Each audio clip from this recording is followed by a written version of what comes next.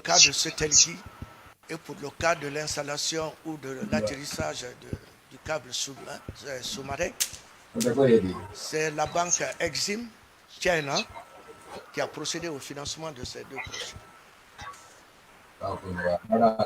À travers l'entreprise Huawei Technologies qui a exécuté le marché. Donc voilà un peu le circuit. C'est de l'ACGP aux finances à travers ses services de dette.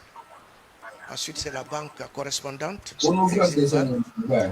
et qui procède au paiement donc sur le compte de l'entreprise adjudicatrice du marché. Voilà un peu le circuit.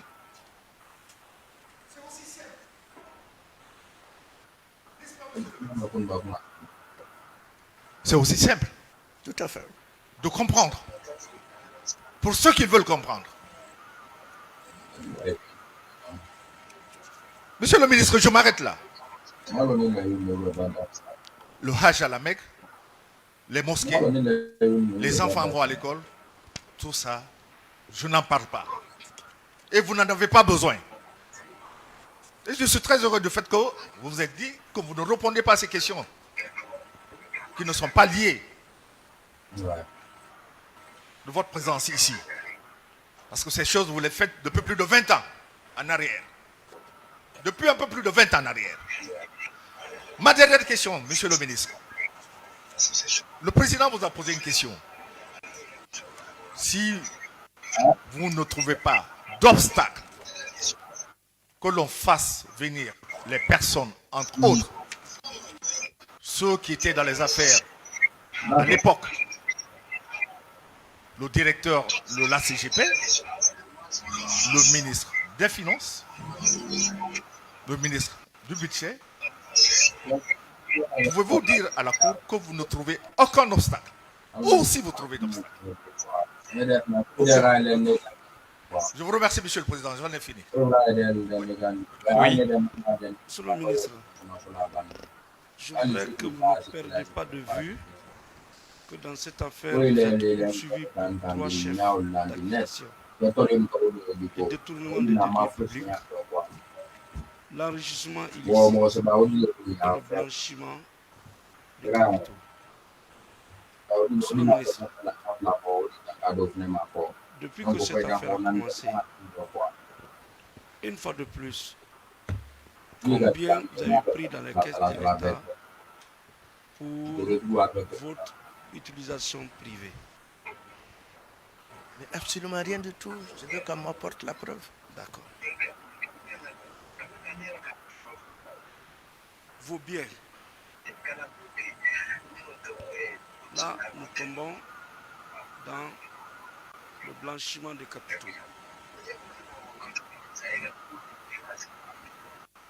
Une maison d'habitation à Ferefou. Ferefou, c'est dans Kindia. Tout à fait. Cette maison, vous l'avez obtenue en quelle année? C'est vieux. Avant votre arrivée aux affaires. Très très vieux. Une concession de 3 pièces sur la contournante. C'est vieux, tout ça c'est vieux. Est-ce que on a présenté des preuves ou un document comptable par lequel vous avez pris l'argent dans la caisse de l'État pour aller acheter cette maison? Non, pas du tout. Une plantation d'EVA à Massanta. Non, pas du tout. C'est un domaine familial. Pas du tout, c'est familial. Une plantation d'anacardier à Balizéa. Pas du tout, c'est familial. Une maison en duplex réalisée dans la commune urbaine de Massanta. C'est familial. 2 parcelles à Kwangbalabin. Tout ça c'est familial.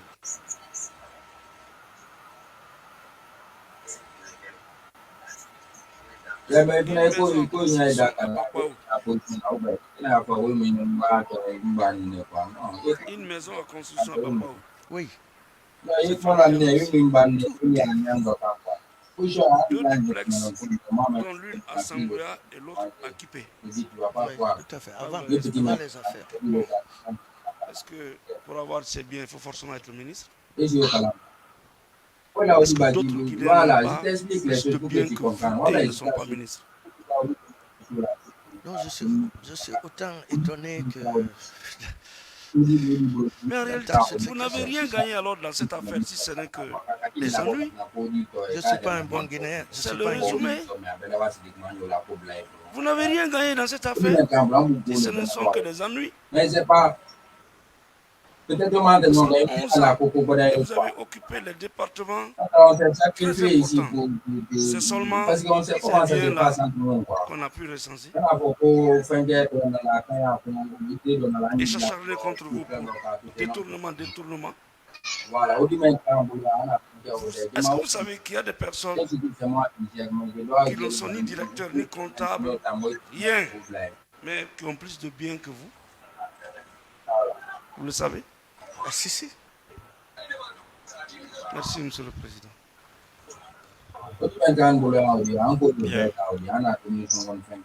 Monsieur Guilavogui, Oui, Monsieur le Président. dans combien de temps estimez-vous pouvoir produire le document dont il s'agit? Bon, ma position de prison là vraiment me gêne beaucoup. Je vais Alors, les titres fonciers dont non, vous ça, je parliez. les ai. C'est tous ces titres fonciers à la maison même. Quelques relevés bancaires. Bon, à la demande, oui. À la demande de la banque, je peux écrire.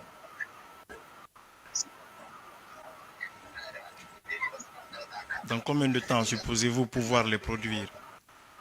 Dans, disons, en début de semaine prochaine. Renvoyer Je peux vous renvoyer tout ça. y compris les statuts des sociétés dont vous parliez. Oui? Monsieur le Président, chacun connaît sa place, l'asile mosquée. Comme mon client est poursuivi pour avoir pris de l'argent de l'État, je voudrais obliger le procureur poursuivant, les parties civiles, de nous donner ici des rapports d'audit par lesquels ces montants ont été détournés. Parce que tout est parti de là. Avant d'aller au cimetière, il faut mourir. Il est question, s'il vous plaît, on va aller pas à pas. Il est question de demander à M. On ne va pas aller de là sans mourir. Maître, Tous ces biens-là, Maître, oui. Merci d'écouter. On va se comprendre. Il est question pour M. Oyeguilavogui de produire les pièces justificatives de ses propriétés. D'une part. Monsieur le Président. D'une part, si vous me permettez. Monsieur le Président. Attendez, je n'ai pas fini. Ouais. N'oubliez pas qu'il appartient à la partie poursuivie de justifier. D'une part. D'une part. Alors, pour y parvenir, il dit qu'il a les titres fonciers de ces différents domaines qu'il peut produire. Monsieur le Président. Oui, ministère public. Merci, Monsieur le Président. Je n'avais pas terminé. Monsieur le Président. On termine toujours par vous. Monsieur le Président, toutes les informations que nous avons dans ce dossier, notamment le nombre de comptes bancaires, les noms des banques et toutes les propriétés immobilières que nous avons versées dans le dossier, Monsieur Oyeguilavogui n'a rien absolument apporté comme information. Je suis ferme là-dessus. Toutes ces informations ont été obtenues par l'investigation que le parquet et les magistrats instructeurs ont menée. Je voudrais juste rappeler, en dernier, qu'en matière d'enrichissement illicite, parce qu'il y a une infraction d'enrichissement illicite, je pense que l'ordonnance de renvoi le mentionne avec, en gras d'ailleurs, en matière d'enrichissement illicite, Monsieur le Président, le rôle de la preuve est renversé. C'est à la personne poursuivie de justifier l'origine licite de ses ressources, de son patrimoine. faut pas qu'on vous distrait, Monsieur le Président. Ce que vous avez entamé, parce que déjà le prévenu lui-même, il consent à vous apporter la documentation, parce que là, on est à la barre. Et refuser en disant non, je n'ai rien en jouant, ça ne peut pas marcher ici. C'est à lui de justifier l'origine licite des fonds qu'il a utilisés pour construire des mosquées, envoyer des gens à la Mecque, devenir quelqu'un qui donne de l'argent par-ci, par-là. C'est à lui de prouver l'origine licite de ces fonds. D'où il tire cet argent. C'est ça, Monsieur le Président. Je pense que n'acceptez pas d'être distrait par le Conseil de la Défense qui, des fois, on comprend ses allures, c'est son rôle, mais il doit prouver l'origine licite. S'il ne le prouve pas, c'est que sa fortune est d'origine illicite, d'où l'enrichissement. Et nous allons conclure. Je vous remercie. Alors, vous aviez dit d'une part. D'autre part, Monsieur le Président, merci. Il appartient au ministère public, partie poursuivante, de produire tous les actes de poursuite. À défaut de ça, vous aurez l'occasion de plaider et la Cour en tirera les conséquences. Monsieur le Président. Oui. Mais, bon, comme nous sommes au BABA, c'est une nouvelle juridiction. Ce n'est pas comme le Sénégal ou la Côte d'Ivoire dans les autres pays. Mais vous savez que la qualité du prévenu compte beaucoup dans cette affaire. M. Oye n'est pas un commerçant ou un opérateur économique qui est à la barre. C'est un ancien ministre. S'il vous plaît. C'est un ancien ministre qui est à la barre, qui est poursuivi pour avoir été ministre. Et pendant son ministère, ou les années qu'il a passées à la tête des départements ministériels, l'argent de l'État qui a été mis à sa disposition, il l'a utilisé pour ses fins personnelles. C'est important. C'est pour cette raison, l'État a le vérificateur général, l'État a le DAF, l'État a l'inspection générale. Il y a un ancien ministre dans cette salle. Il m'excusera de parler de lui. Maître, s'il vous plaît, on va gagner en temps. Je pense que la question a été tranchée. S'il vous plaît, encore une fois. S'il vous plaît, encore une fois. Oui. J'ai dit et je reprends. Vous avez laissé le temps au parquet? Oui, bien sûr. C'est mon client qui a on va se comprendre. Bon, je vous l'ai dit, tout simplement. On va se comprendre. Attendez. Il appartient à la partie poursuivante d'apporter les preuves de sa poursuite. Tout comme il appartient au prévenu de justifier l'origine de ses richesses.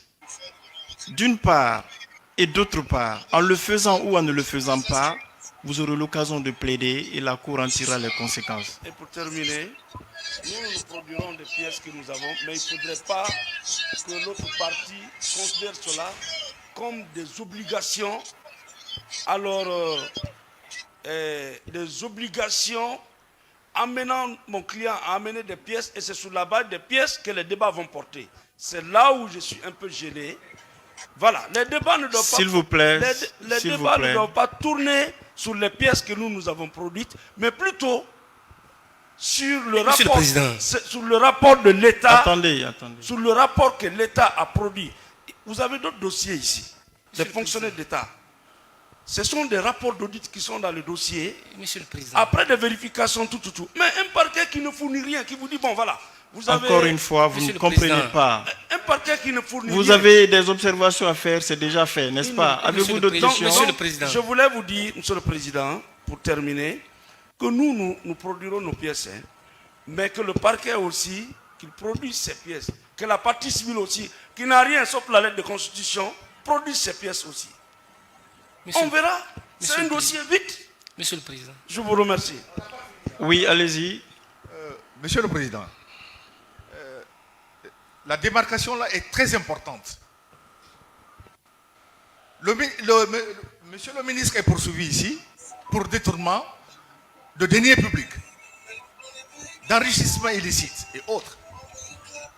Mais ce que le ministère public ne vous a pas dit, ils n'ont pas campé la personnalité de monsieur le ministre Oye Guilavogui.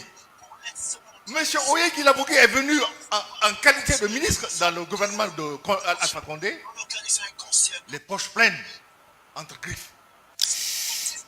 C'est clair camper sa personnalité. Il n'est pas venu en parent pauvre. C'est pourquoi, Monsieur le Président, nous vous prions humblement que nous fassions la démarcation entre M. Oyegi Lavogui, pendant qu'il était dans les affaires, pour son propre compte, et M. le ministre Oyegi Lavogui, pendant qu'il est dans les affaires de l'État. Vous aurez l'occasion de plaider. Je vous remercie, M. le Président. Je vous en prie. Pour terminer, la partie civile. Monsieur le Président, nous ne voudrions pas prendre part à des débats stériles et répétitifs.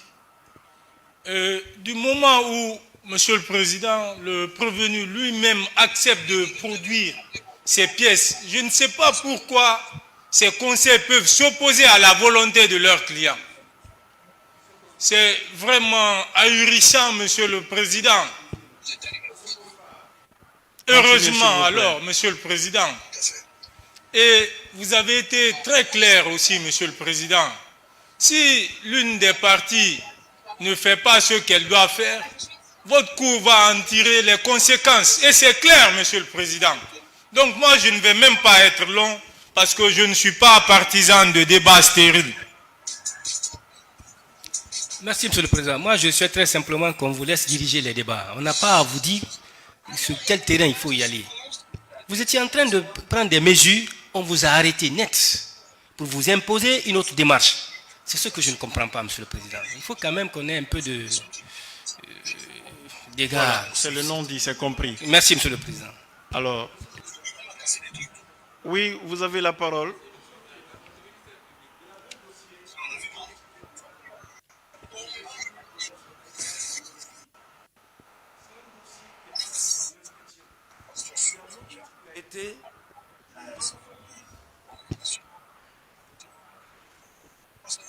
Les vérifications, les comptes ont été vérifiés.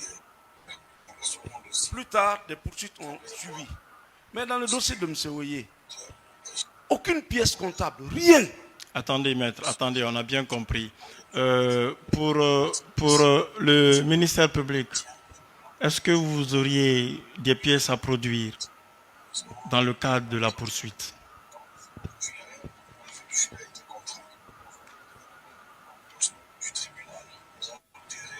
Vous pouvez utiliser le micro, s'il vous plaît.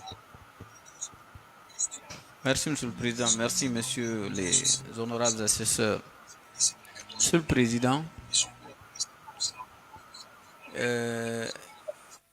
nous, pour le moment, nous n'avons pas de documents à fournir.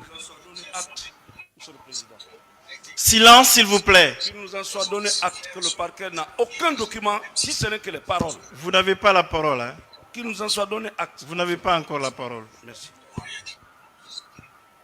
Oui, est-ce que la partie civile a une pièce ou des pièces quelconques à fournir pour justifier des prétentions qu'elle développerait ultérieurement par rapport à ses intérêts? Monsieur le Président, pour l'instant, nous avons demandé la comparution de certaines personnes et M. Guilavogui ne s'y est pas opposé. Et donc, nous sommes en matière pénale. Tous les modes de preuve sont permis, sont admissibles. Donc, Monsieur le Président, nous en tenons à notre demande pour le moment, pour que ces personnes puissent venir et nous éclairer davantage. Merci de nous rappeler également le nom la de ces communication personnes-là. des pièces que nous avons sollicitées. Merci de nous rappeler le nom de ces personnes-là. C'est, Monsieur le Président, le directeur de l'ACGP,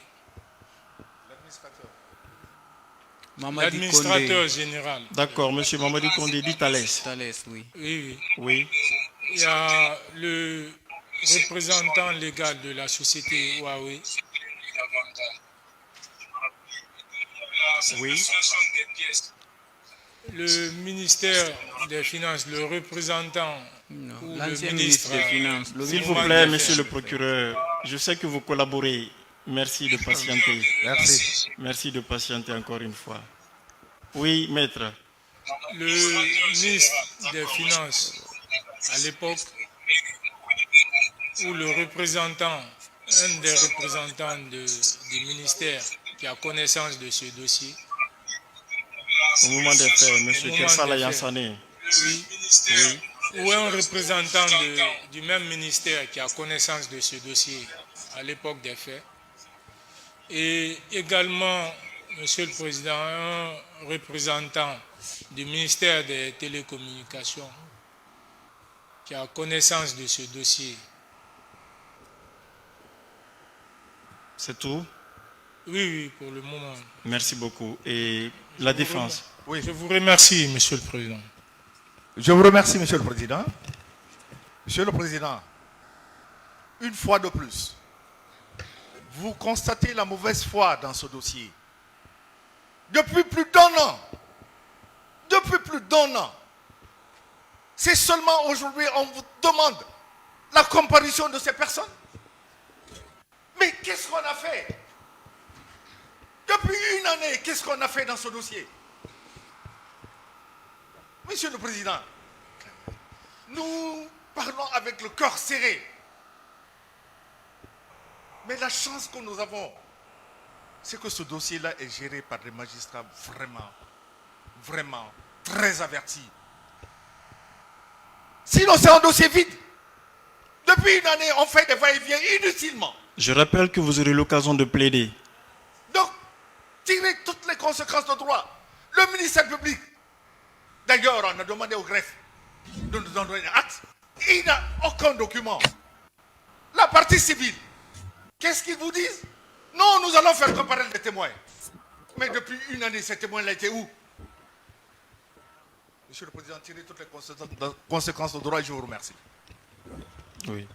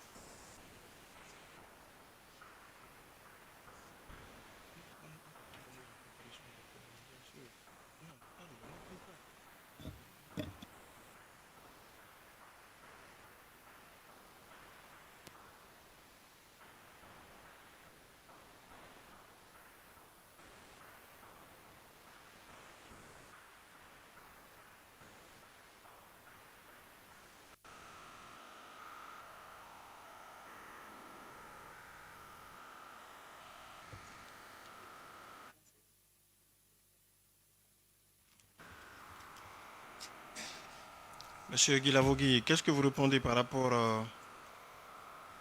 à la production de vos relevés bancaires? Est-ce que vous pourrez produire, comme vous avez dit tantôt? Ben, je vais faire la demande.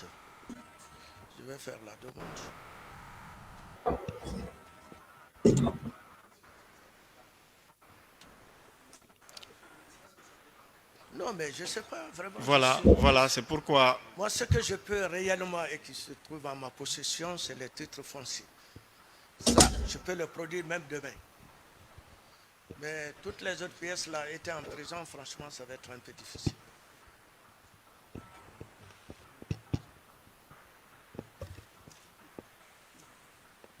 Monsieur le Président,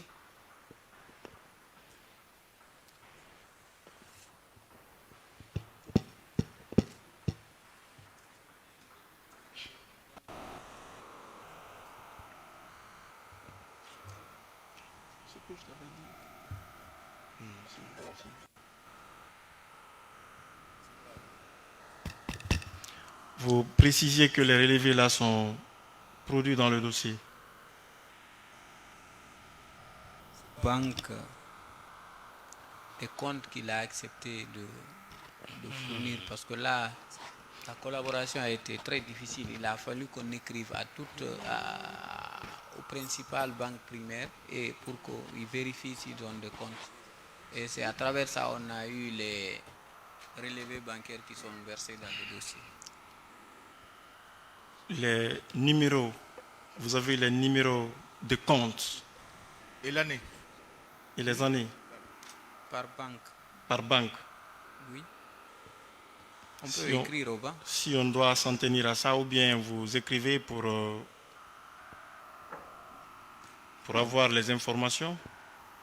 Vous écrivez aux banques pour avoir des informations à ce stade. Monsieur le Président, nous revenons toujours sur ce que nous avons dit.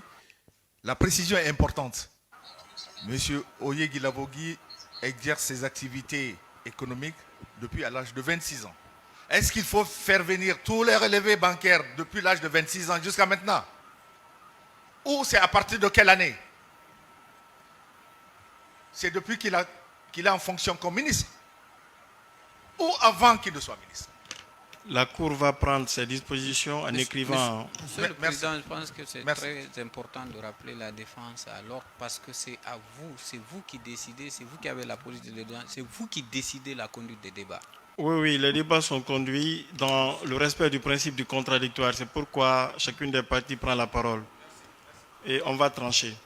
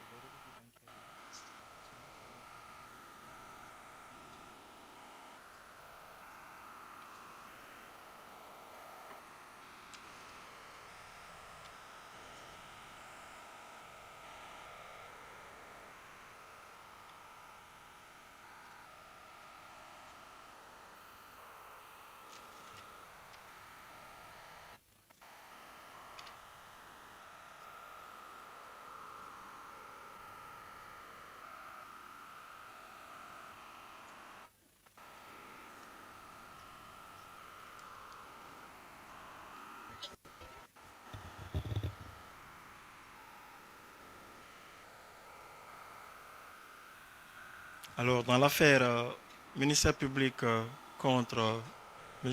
Oye Guilavogui, poursuivi pour détournement de deniers publics, enrichissement illicite et blanchiment de capitaux, la partie civile étant l'État guinéen représenté par l'agence judiciaire de l'État,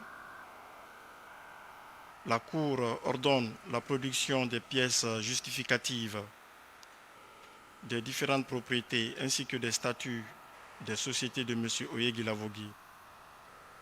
Ordonne également la production des relevés bancaires de M. Oye Guilavogui. Ordonne enfin la comparution de M. Kerfala Yansane, Mamadi Kondé dit Thalès